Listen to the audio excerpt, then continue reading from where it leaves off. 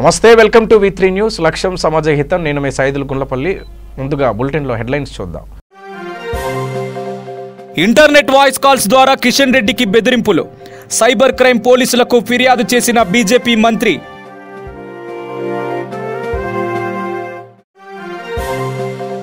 TV9 Ravi Prakash కు మరో ఎదురు దెబ్బ.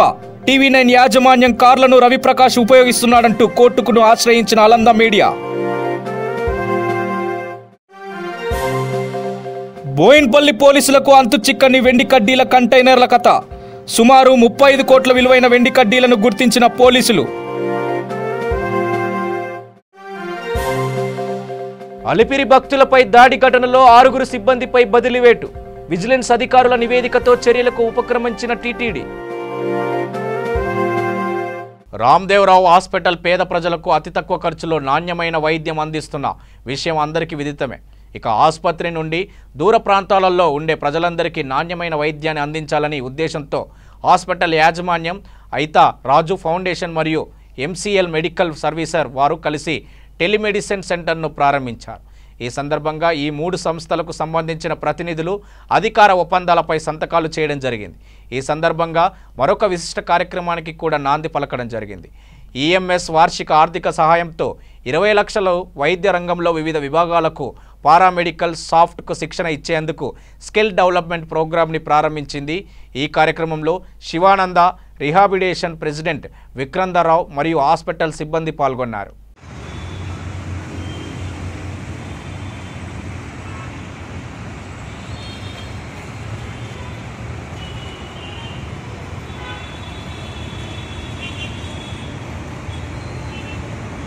ఈరోజు ఒక 20 లక్షల రూపాయల చెక్ ఇవ్వడం జరిగింది. డాక్టర్ ఏపీ రంగారావు గారు మరణించి 1 సంవత్సర కాలం కూడా కాలేదు.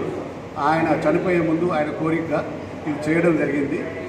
ఈ డబ్బును మనం స్కిల్ డెవలప్మెంట్ సెంటర్ అంటే హాస్పిటల్ సంబంధించిన సర్వీస్ ఇచ్చేవాళ్ళు, ఇళ్లలో ఇచ్చే నర్సింగ్ కేర్ ఇచ్చేవాళ్ళు, లేదా ఫ్లెబాటమిస్ట్ బ్లడ్ డ్రా చేసేవాళ్ళు, లేదా జనరల్ డ్యూటీ అసిస్టెంట్స్, లేదా డాక్టర్ అసిస్టెంట్స్, ఇట్లాంటి కొన్ని కోర్సులు ట్రైనింగ్ ఇచ్చి వాళ్ళకు పారామెడికల్ బోర్డు ద్వారా సర్టిఫికేట్లు ఇప్పించి వాళ్ళకు ఉద్యోగ అవకాశాలు కూడా కల్పించే ప్రయత్నం చేస్తున్నాం. ముఖ్యంగా ఇప్పుడు next 15-20 days home nursing aid అన్న ప్రోగ్రామ్ స్టార్ట్ చేస్తున్నాం. 30 మంది పిల్లల్ని తీసుకొని 9 పైసా ఫీజు లేకుండా 2 నెలల్లో ట్రైనింగ్ పూర్తిగా ఇచ్చి వాళ్ళకు సర్టిఫికేట్లు ఇప్పించి అందులో కనీసం 60% ఉద్యోగాలు కూడా కల్పించే బాధ్యత తీసుకొని మనం మొదలుపెడుతున్నాం. ఇది సక్సెస్ఫుల్ అనిపిస్తే ఇట్లాంటి కోర్సులు ఎన్నో మొదలుపెట్టి, ఒకటి బీద పిల్లలకు ఒక జీవనావకాశం ఇవ్వడం, రెండోది మన హెల్త్ కేర్లో ఆరోగ్య విధానంలో అవసరం ఉందో మాకు కష్టం అనిపించి అప్పుడప్పుడు లేరు మనుషులు, అట్లాంటి మనుషులను సప్లై చేయడం మ్యాన్ పవర్ జరుగుతుందని ఆశిస్తున్నాం.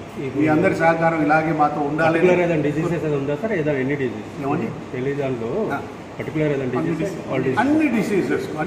చేయడం జరుగుతుంది.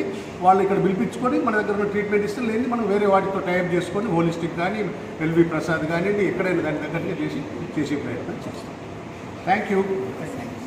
ఎందుకనగా మా యొక్క ఈ రామ్దేవరావు హాస్పిటల్ యొక్క ప్రయాణంలో ఇవాళ మజిలీ ఏదైతే ఉందో ఇది చాలా లీప్స్ అండ్ బౌండ్స్ మీద పెరిగినటువంటి మజిలీ. మొదటగా మేము పేషెంట్లు ట్రీట్మెంట్ ఇచ్చడం మొదలుపెట్టి 11 సంవత్సరాలుగా అయితే మీకు తెలుసు, మీరు మాతో పాటు ఉన్నారు. ఇవాళ రోజు ఇక్కడికి వచ్చిన పేషెంట్లకే ట్రీట్మెంట్ ఇవ్వడం కాకుండా ఇక్కడి నుంచి దూర ప్రాంతాల్లో ఉన్న 200 కిలోమీటర్ల పైన ఉన్నటువంటి వల్లభి అన్న గ్రామం ఖమ్మం జిల్లాలో అక్కడ ఉన్నటువంటి పేషెంట్లకు కూడా ట్రీట్మెంట్ ఇవ్వగలిగేందుకు మన దగ్గర ఉన్నటువంటి నిష్ణాతులైనటువంటి ఫిజిషియన్, సర్జన్స్, గైనకాలజిస్ట్, మిగతా స్పెషలిస్ట్ ఎవరైతే ఉన్నారో వారి సేవలు వాళ్ళకు అందించే విధంగా మనం టెలిమెడిసిన్ ప్రాజెక్ట్ని స్టార్ట్ చేశాం. ఇందులో మాతో పాటుగా సహయోగం ఇస్తున్న వారు ఐతిరాజు ఫౌండేషన్, వాళ్ళు వల్లభి యొక్క సెటప్ చూసుకుంటారు. దెన్ ఎసెన్షియల్ మెడికల్ సర్వీసెస్ అని వాళ్ళు ముగ్గురము కలిసి ఈ ప్రాజెక్ట్ మొదలుపెట్టాం. ఈ ప్రాజెక్ట్ ద్వారా వల్లభిలో ఉన్నటువంటి పేషెంట్లకు మన డాక్టర్ గారు చూడడం, పరీక్షలు చేయడం, మందులు రాయడం, మందుల కంటే ముందర అవసరమైన పరీక్షలు రాయడం, ఆ పరీక్షలు చేసేందుకు వల్లభిలో పరిస్థితి మనం క్రియేట్ చేసి పెట్టాం. అక్కడ అరేంజ్మెంట్స్ ఉన్నాయి, తగిన సదుపాయాలు కల్పించి పెట్టాం. సో ఆ పరీక్షలు కాగానే 2 గంటల తర్వాత మళ్ళీ ఆ రిపోర్ట్స్తో సహా ఇక్కడ డాక్టర్ గారిని మాట్లాడడం వల్ల డాక్టర్ గారు అవసరం పడినట్టయితే స్పెషలిస్ట్ పిలిపించి వారితో కూడా మాట్లాడిపించి అక్కడే ట్రీట్మెంట్ ఇవ్వగలిగినట్టయితే ట్రీట్మెంట్ ఇక్కడ మన దగ్గర టైప్ చేసినట్టయితే కంప్యూటర్లో అక్కడ ప్రింట్అవుట్ రావడం, అక్కడ ఉన్నటువంటి ఫార్మసిస్ట్ మందులు వాళ్ళకి ఇచ్చి ఎట్లా వాడుకోవాలో చెప్పడం జరుగుతుంది. కొద్దిగా ఒకవేళ వికటించినటువంటి కేసులు కొంచెం ముదిరిన కేసులు ఏమైనా ఉన్నట్టయితే వాళ్ళు ఇక్కడికి రమ్మని చెప్పడం వల్ల నుంచి ఇక్కడికి వచ్చాక ఐదర్ మొత్తం ఫ్రీగా కానీ కన్సెషన్ రేట్లో కానీ వాళ్ళకి ట్రీట్మెంట్ ఇవ్వడం జరుగుతుంది. సో ఈ విధంగా ఇప్పుడు వల్లభిలో ఒక పైలట్ ప్రాజెక్ట్ లాగా ఎక్స్పెరిమెంట్ మొదలు పెడుతున్నాం. ఇది కనుక సక్సెస్ఫుల్ అనేటైతే ఇట్లా ఇంకా 2-3 సెంటర్లకు ముందు ఫార్వర్డ్ ఎవరైనా వచ్చినట్టయితే అవతల సెంటర్ చూసుకునేందుకు మేము ఇట్లా ఫెసిలిటీ ఇచ్చేందుకు రెడీగా ఉన్నాం. ఎర్రగడ్డ జీటీఎస్ కాలనీ విద్యుత్ శాఖ ఔటర్ సోర్సింగ్ మీటింగ్ రీడింగ్ ఉద్యోగుల అర్ధనగ్న ప్రదర్శన నిర్వహించారు. విద్యుత్ మీటర్ రీడింగ్ కార్మికులు గత 44 రోజులుగా ధర్నా నిర్వహిస్తున్నా ప్రభుత్వం స్పందించడం లేదన్నారు. ఈఎస్ఐ కల్పించాలని, ఉద్యోగ భద్రత, కనీస గౌరవ వేతనం, 30 రోజుల పని తమ డిమాండ్లని ఈ సందర్భంగా యూనియన్ ఉపాధ్యక్షుడు బాబ్జీ మాట్లాడుతూ ముఖ్యమంత్రి గారు అవుట్సోర్సింగ్ ఉద్యోగులను పర్మనెంట్ చేస్తానని ఇచ్చిన హామీలను నిలబెట్టుకోవాలని కూడా అభ్యర్థించారు.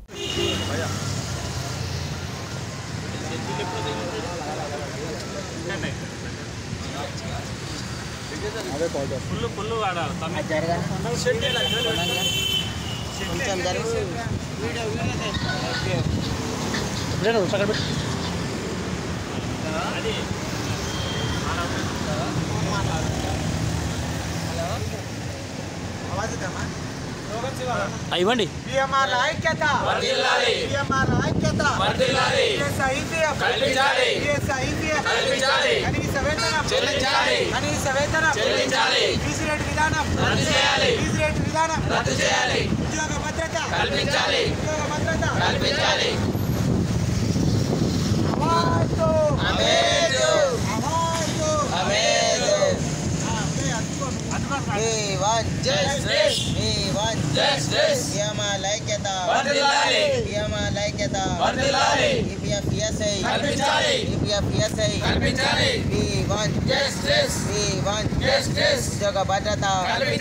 ఉద్యోగ భద్రత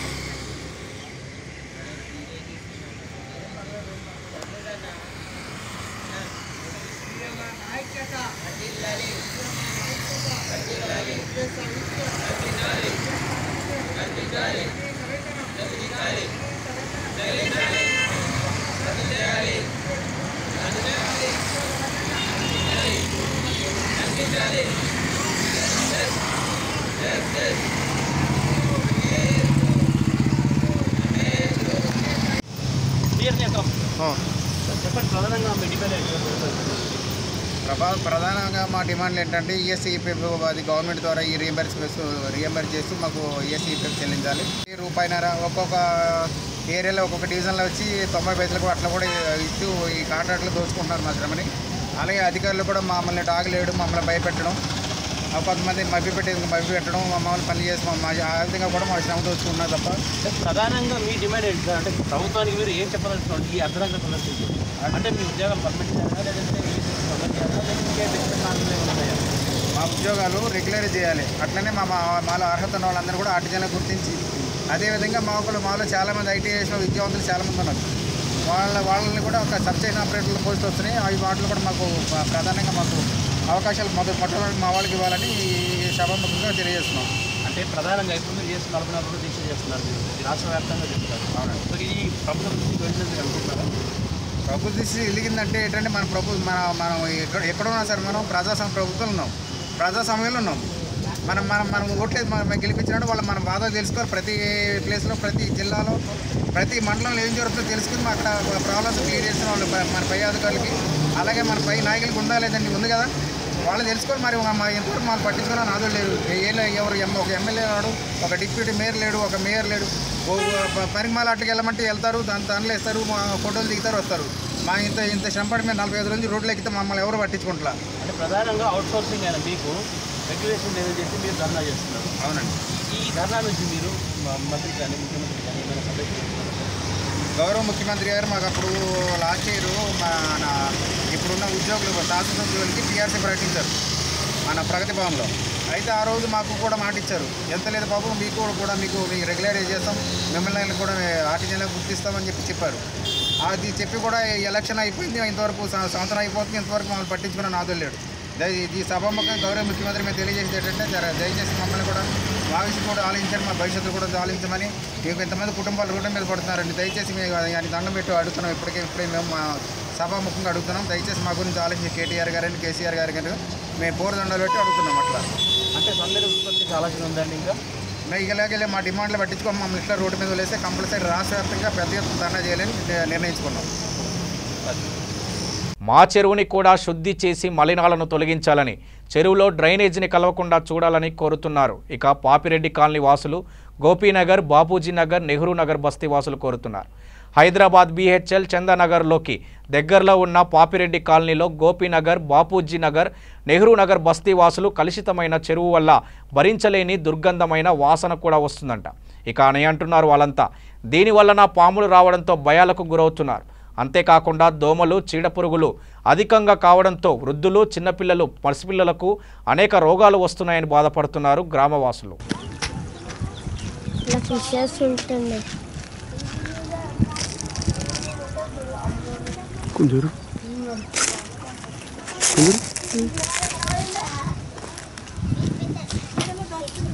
మోరీ వాటరా ఇక్కడ ఇలా ఫిషెస్ ఉంటుండే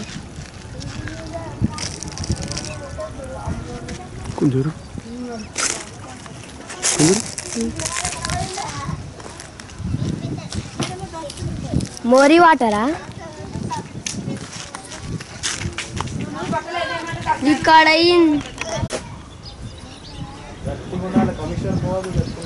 పెట్టేదే కమిషనర్కి.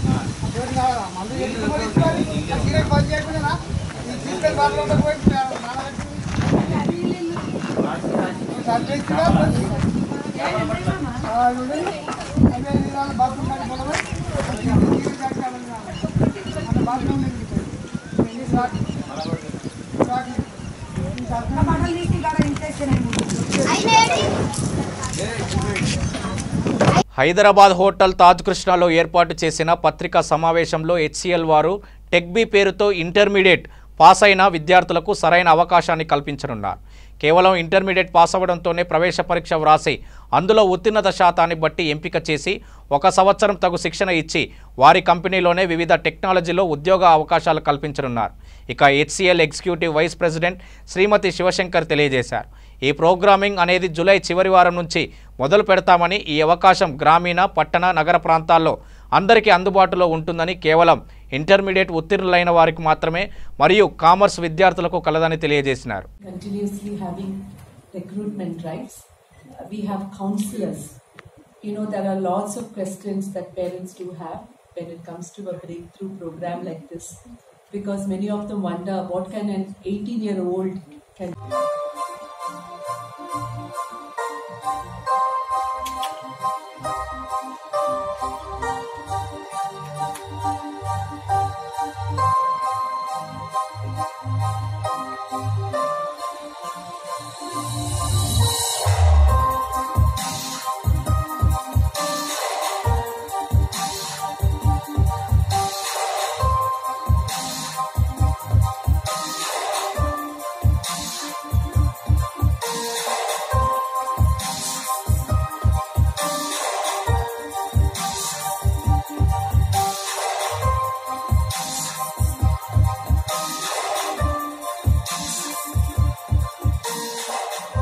interacted with so much technologies. I'm interacting with Java, C++, and I'm doing practical also. Cloud computing, cybersecurity, operating system, basic and advanced, networking, basic and advanced, and parallelly we are learning communication skills also. I, before getting into HCL Tech program, did not know that I had leadership skills, good communication skills and all. Giving opportunities to a 12th grade student, it's giving opportunities to fresh minds.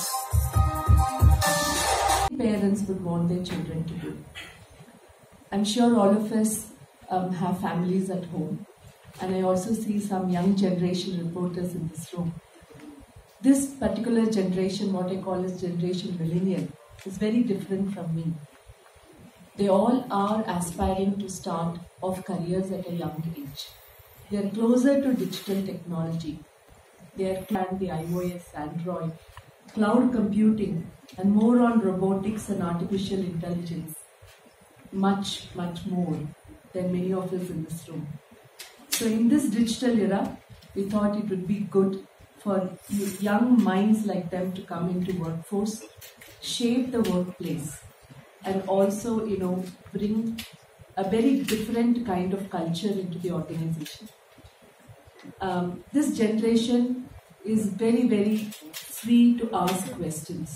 If they don't fear to ask questions.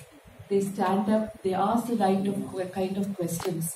And the more we have questioning minds and curious minds in the workforce, we believe that they will be able to also bring some innovations that we would have otherwise not thought of. So we really want to leverage the bright minds who otherwise would not come or take up IT as careers as well.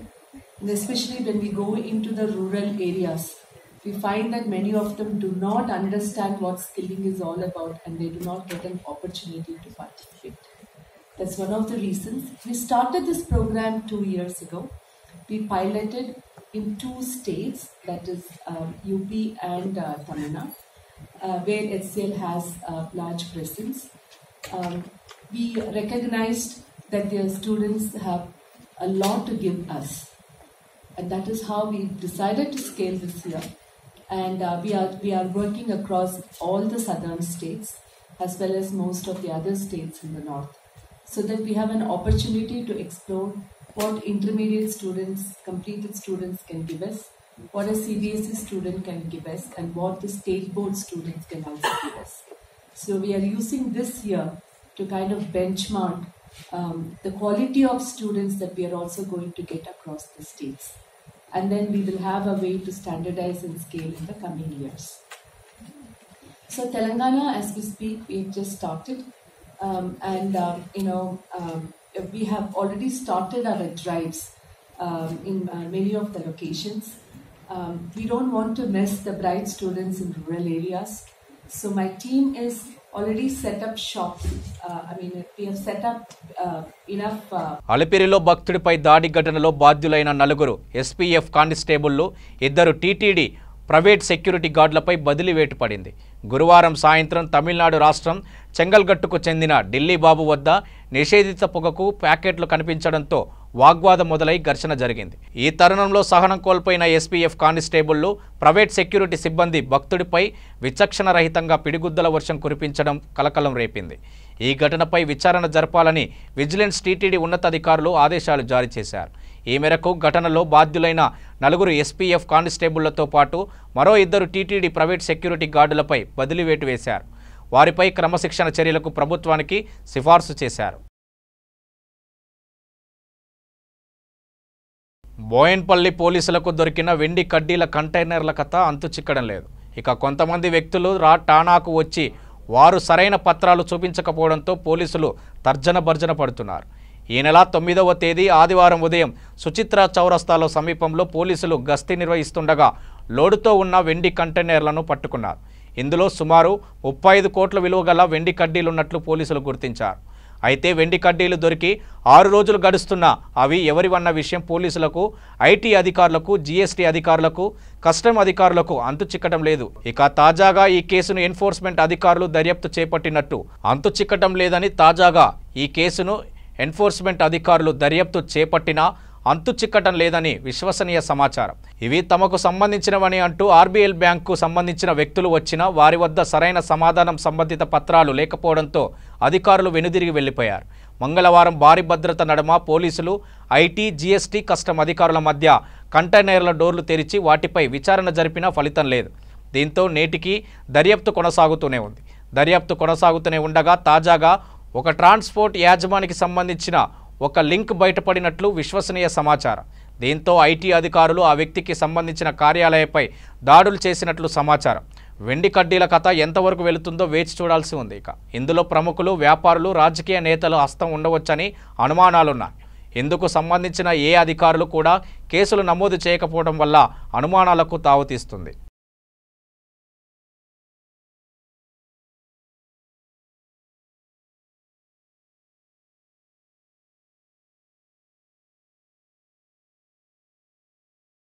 అన్ని పార్టీల నేతలు బీజేపీతో టచ్లో ఉన్నారని Telangana BJP రాష్ట్ర అధ్యక్షుడు లక్ష్మణ్ అన్నారు. తెలంగాణ అభివృద్ధికి కేంద్ర ప్రభుత్వం చాలా నిధులు కేటాయించిందని లక్ష్మణ్ స్పష్టం చేశారు. తెలంగాణలో ఈబీసీ రిజర్వేషన్లు అమలు కావడం లేదని ఆయన ఆరోపించారు. ఏపీలో సిపిఎస్ రద్దు, ఆర్టీసీ విలీనం, ఐఆర్ ప్రకటించారని తెలంగాణలోని సమస్యలను కేసీఆర్ పట్టించుకోవడం లేదని ఆగ్రహం వ్యక్తం చేశారు.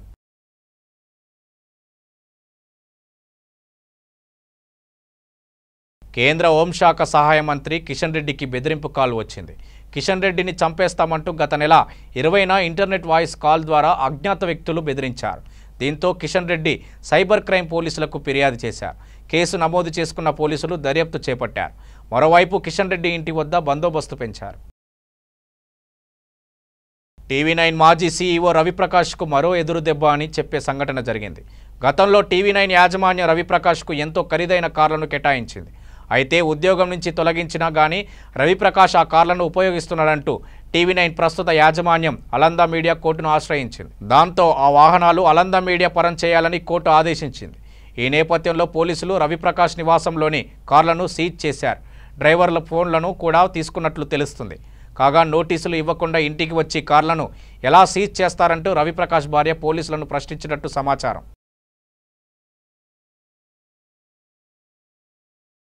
బులెటిన్ ముగించే ముందు హెడ్లైన్స్ మరోసారి. ఇంటర్నెట్ వాయిస్ కాల్స్ ద్వారా కిషన్ రెడ్డికి బెదిరింపులు.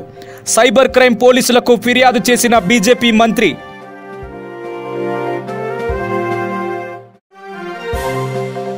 టీవీ9 రవిప్రకాష్కు మరో ఎదురు దెబ్బ. టీవీ9 యాజమాన్యం కార్లను రవిప్రకాష్ ఉపయోగిస్తున్నాడంటూ కోర్టును ఆశ్రయించిన అలందా మీడియా. బోయిన్పల్లి పోలీసులకు అంతు చిక్కని వెండి కడ్డీల కంటైనర్ల కథ. సుమారు 35 కోట్ల విలువైన వెండి కడ్డీలను గుర్తించిన పోలీసులు. అలిపిరి భక్తులపై దాడి ఘటనలో 6 సిబ్బందిపై బదిలీవేటు. విజిలెన్స్ అధికారుల నివేదికతో చర్యలకు ఉపక్రమించిన టీటీడీ. ఇవి బులెటిన్ విశేషాలు. చూస్తూనే ఉండండి V3 న్యూస్. లక్ష్యం సమాజహితం.